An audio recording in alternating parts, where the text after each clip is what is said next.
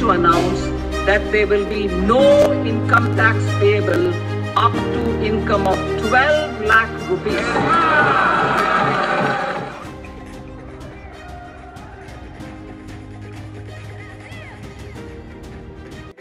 ఈ రోజు finance minister Nirmala Sitharaman గారు బడ్జెట్ 2025 ను అనౌన్స్ చేయడం జరిగింది. డైరెక్ట్ గా పాయింట్ కి వెళ్లి ఎక్కడ ఏమేం తగ్గించారు, ఎక్కడ ఏమేం పెంచారో చెప్తా.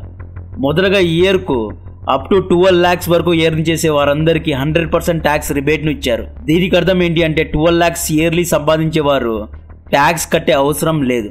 న్యూ ట్యాక్స్ స్లాబ్స్ ఎలా ఉన్నాయి అనేది ఈ టేబుల్లో చూసుకోవచ్చు. అదేంటి ఈ టేబుల్లో 12 lakhs వరకు సంపాదించే వారి యొక్క శాలరీలో 10% ట్యాక్స్ ను కట్ చేస్తున్నారు కదా, మరి ఫ్రీ అని ఎలా అంటున్నారు అంటే 12 lakhs వరకు సంపాదించే వారికి ప్రభుత్వం 80,000 రూపాయల వరకు ట్యాక్స్ రిబేట్ ఇస్తోంది. కాబట్టి అప్ టు 12 lakhs ఎర్న్ చేసే వారికి ట్యాక్స్ అనేది కట్ కాదు, అయితే ఇండైరెక్ట్ ట్యాక్సెస్ అనేది కట్టాలి. పెట్రోల్, ఫుడ్, రీటైల్ వాటన్నిటికీ ఇండైరెక్ట్ ట్యాక్సెస్ అనేది అలానే ఉంటాయి. ఇంతకు ముందు అప్ టు 7 lakhs వరకు ట్యాక్స్ ఫ్రీ చేశారు, ఇప్పుడు దీన్ని 12 lakhs వరకు పెంచారు.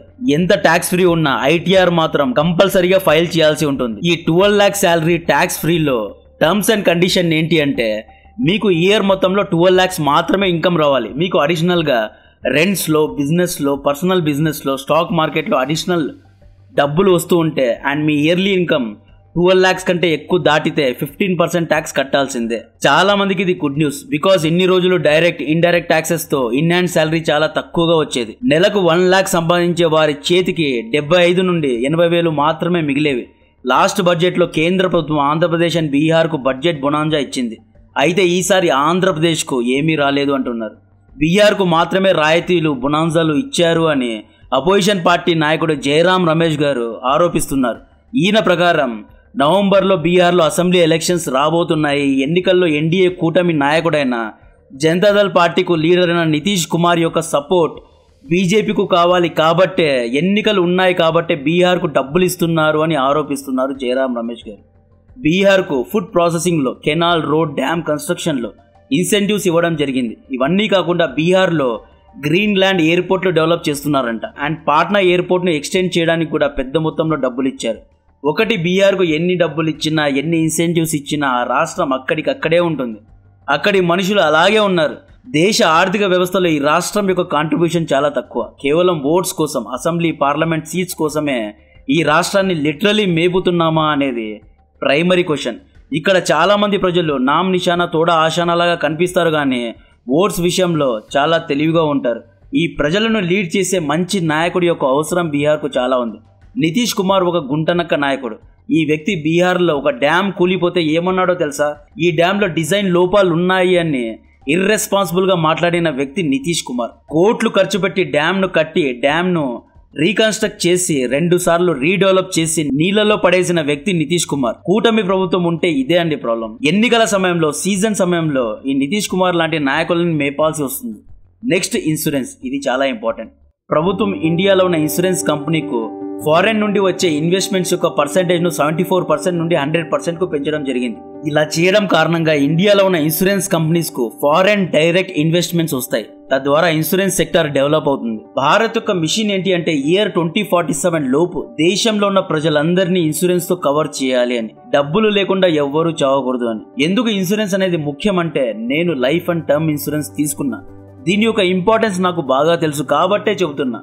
ప్రస్తుతం ఉన్న పరిస్థితుల్లో, ప్రస్తుతం ఉన్న ఇన్ఫ్లేషన్లో ఇన్సూరెన్స్ లేకుండా ఉండడం అనేది ఆయుధం లేకుండా యుద్ధం చేయడం లాంటిదే. అన్ఫార్చునేట్లీ మనకేమైనా జరిగితే మన ఫ్యామిలీ కోసం ఇన్సూరెన్స్ ఒక భరోసా లాగా ఉంటుంది. అన్ని టైప్స్ ఆఫ్ ఇన్సూరెన్స్ లో టర్మ్ ఇన్సూరెన్స్ చాలా అఫోర్డబుల్ గా అండ్ చాలా యాక్సెసిబుల్ గా ఉంటుంది. నేను మీకు మ్యాక్స్ లైఫ్ ఇన్సూరెన్స్ లో రికమెండ్ చేస్తున్నా. ఇక్కడ కేవలం నెలకు 527 రూపీస్ నుండి స్టార్ట్ అవుతుంది. రోజుకి కేవలం 20 రూపీస్ ఖర్చు పెడితే 1 crore వరకు కవరేజ్ లభిస్తుంది. ఒక్క రోజుకు బయట తాగే టీ లేదా సిగరెట్ ఫ్యామిలీ కోసం పెట్టామనుకోండి, max life 99.65% claim settlement ratio కలిగి ఉంది. ఒక్క రోజులో ఫ్యామిలీకు డబ్బులను అందజేస్తారు. 190% సాల్వెన్సీ రేషియో ఉంది. దాదాపు 64 క్రిటికల్ ఇల్నెస్ ను ఇక్కడ కవర్ చేస్తున్నారు. క్లైమింగ్ ఇంటిమేషన్ అయిన వెంటనే 2 lakhs ఇమ్మీడియట్ గా ట్రాన్స్ఫర్ చేస్తున్నారు. ఈ ఇన్సూరెన్స్ యొక్క లింక్ ను డిస్క్రిప్షన్ లో కమెంట్ బాక్స్ లో ఇస్తున్నా. నెక్స్ట్ దాదాపు 20,000 కోట్లు ప్రైవేట్ సెక్టర్ డ్రివెన్ రీసెర్చ్ కోసం ప్రభుత్వం కేటాయించింది. అంటే ప్రైవేట్ స్టార్టప్స్ కు 20,000 కోట్ల ఫండింగ్ ఇస్తోంది. అయితే ఆర్టిఫిషియల్ ఇంటెలిజెన్స్ కు సంబంధించిన రీసెర్చ్ కోసం కాంక్రీట్ గా ప్రభుత్వం ప్రభుత్వం ఇంకా ఎటువంటి స్టెప్స్ తీసుకోవడం లేదు అని అనిపిస్తోంది. ఏఐ రేస్ లో మనం వెనకబడితే దేశ ఆర్థిక వ్యవస్థకే ప్రమాదం. ఇంకొక పక్క చైనా యొక్క స్టార్టప్ కంపెనీస్ అమెరికాతో కంపీట్ అవుతున్నాయి.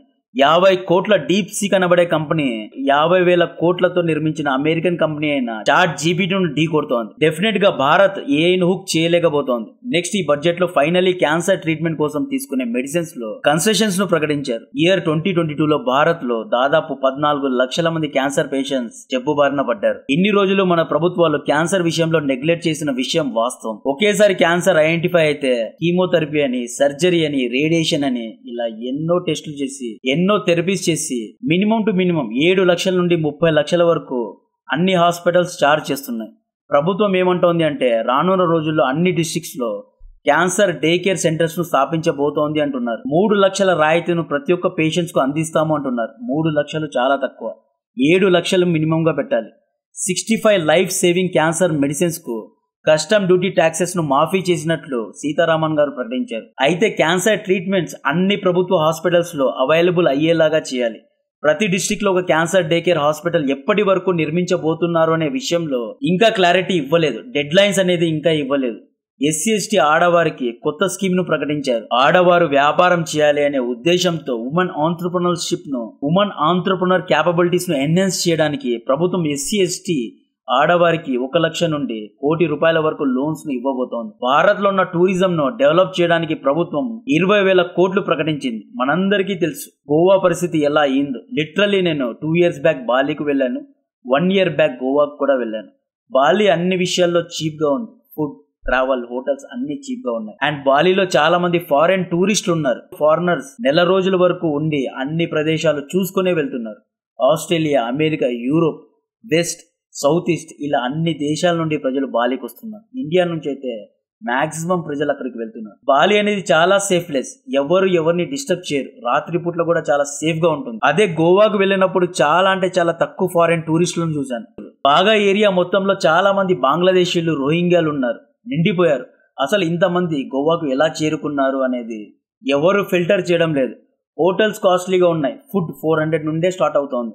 బీచెస్ అన్ని గోవా బీచెస్ లో కొన్ని బీచెస్ చాలా డర్టీగా ఉన్నాయి. వీటన్నిటి కారణంగా ఇంతకు ముందు ఫారెన్ టూరిస్ట్ డెస్టినేషన్ గా ఉన్న గోవా ఇప్పుడు మరుగున పడింది. గోవా ఒకప్పుడు యూరోప్ లోని ఒక కాలనీ లాగా, వెస్టర్న్ కంట్రీ లాగా ఉండేది. ఇప్పుడు ఏ గది పట్టించారో మీరే చూశారు. ఒక సామెత ఉంది, be a Roman when you are in Rome అని. మనోళ్ళు కూడా గోవాకు వెళ్ళినప్పుడు కొంచెం పద్ధతిగా బిహేవ్ చేయాలి. ఇది అందరికీ చెప్పడం లేదు, కొంతమందికి చెప్తున్నా. వెస్టర్న్ పీపుల్ మెంటాలిటీ ఎలా ఉంటుంది అంటే గోవా ఈజ్ ఓవర్ రేటెడ్ అంటున్నారండి. సో ప్రభుత్వం 20,000 కోట్లు కాదు ఇంకా ఎక్కువ బడ్జెట్ ప్రకటించాలి. టూరిజం స్పాట్స్ ను ఇంకా డెవలప్ చేయాలి. ముఖ్యంగా సేఫ్టీ విషయంలో జాగ్రత్తలు తీసుకోవాలి. మొన్న బ్రెజిల్ బైకర్ కి ఎలా చేశారు, ఏం చేశారు? 7 మంది కిరాతకంగా రాత్రిపూట ఆ అమ్మాయిని బలాత్కారం చేశారు. సో ఇటువంటి కేసెస్ ఎన్నో ఉన్నాయి. ఫారెన్ టూరిస్టులకు సేఫ్టీ విషయంలో కూడా ఎన్నో జాగ్రత్తలు తీసుకోవాల్సి ఉంది. నెక్స్ట్ స్కీమ్ చాలా ఇంట్రెస్టింగ్ స్కీమ్. ఈ బడ్జెట్ లో దాదాపు 50,000 అటల్ టింకరింగ్ ల్యాబ్స్ ను నిర్మించబోతున్నారు. 6th నుండి 12th స్టాండర్డ్ స్కూల్స్ లో దీన్ని ప్రవేశపెట్టబోతున్నారు.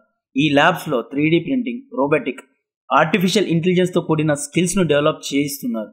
ఫైనలీ స్కిల్ డెవలప్మెంట్ గురించి ఆలోచించారు. బట్ ప్రైవేట్ స్కూల్స్ లో ఫీల్ విచ్చలవిడితనాన్ని ఎలా తగ్గిస్తారు? వేలకు వేలు ట్యాక్స్ కట్టిన స్కూల్స్ కు మళ్ళీ వేలకు వేలు ఫీజులు కట్టే పరిస్థితి.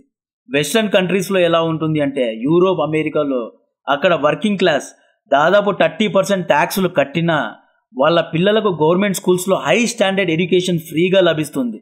హాస్పిటల్స్ లో కూడా ఎన్నో ఫ్రీ ఫెసిలిటీస్ ఉన్నాయి. బట్ ఇండియాలో ట్యాక్స్ కట్టినా మంచి రోడ్ ఉండదు. Free government colleges, free government schools లేని పరిస్థితి, హై స్టాండర్డ్ స్కూల్స్ లేని పరిస్థితి. So private schools and colleges యొక్క విచ్చలివిడితనం పైన కూడా బ్రేక్స్ వేయాలి. అన్ని క్లాసెస్ కు స్టాండర్డ్ ప్రైజెస్ ను ప్రభుత్వాలు ఫిక్స్ చేయాలి. ఈ స్కూల్స్ ఏమి నెక్స్ట్ లెవెల్లో హై రేంజ్ లో ఎడ్యుకేషన్ ఇవ్వడం లేదు. ఎల్కేజీ, యూకేజీకు 2 lakhs ఫీ ఏంటండి? ఇండియాలో స్కూల్స్, కాలేజెస్ అన్ని పొలిటీషియన్స్ లేదా ఇన్ఫ్లుయెన్షియల్ పీపుల్ కిందనే ఉన్నాయి కాబట్టి దీని గురించి కొంచెం డిబేట్ జరగాలి. వార్ ఫుటింగ్ లో దీని గురించి ఆలోచించాలి. కిసాన్ క్రెడిట్ కార్డ్ లోన్ ను 3 lakhs నుండి 5 lakhs కు పెంచారు. 10,000 medical, undergraduate and postgraduate seats ను పెంచబోతున్నారు. ఇది మంచి న్యూసే. But practical on ground news ఏంటంటే మనలో చాలా మంది గమనించింది ఏంటంటే MBBS పాస్ అయినా కూడా ఉద్యోగాలు లేవు. హైదరాబాద్, బెంగళూరులో ఇదే పరిస్థితి. No jobs after completing MBBS also. నెలకు 20,000, 30,000 MBBS పాస్ అయిన వారికి ఆఫర్ చేస్తున్నారంటే ఏ రేంజ్ లో మెడికల్ జాబ్స్ పడిపోయాయో చూడొచ్చు. సో గవర్నమెంట్ హాస్పిటల్స్ను కూడా ప్రభుత్వాలు పెంచే దిశగా, ల్యాబ్స్ను, క్యాన్సర్ డే కేర్ సెంటర్స్ను కూడా పెంచే దిశగా వెళ్తే ఉద్యోగాలు అనేవి జనరేట్ అవుతాయి. చాలామంది ఎంబీబీఎస్ స్టూడెంట్స్కు జాబ్స్ వచ్చే పరిస్థితి ఉంటుంది. సో ఇది విన్ విన్ డీల్ లాగా ఉంటుంది. పై చెప్పినవన్నీ కొన్ని మేజర్ బడ్జెట్ హైలైట్స్. సో ఈ బడ్జెట్ మీకు ఎలా అనిపించిందో కమెంట్ చేయండి. కంటెంట్ నచ్చితే వీడియోను లైక్ చేయండి, ఛానల్ను సబ్స్క్రైబ్ చేయండి, అందరికీ షేర్ చేయండి. ఇంతకుముందు చెప్పినట్లు మ్యాక్స్ లైఫ్ యొక్క లింక్ను డిస్క్రిప్షన్లో కమెంట్ బాక్స్లో ఇస్తున్నా. మన ఫ్యామిలీ కోసం దీన్ని డెఫినెట్గా అవైల్ చేసుకోండి. జై హింద్.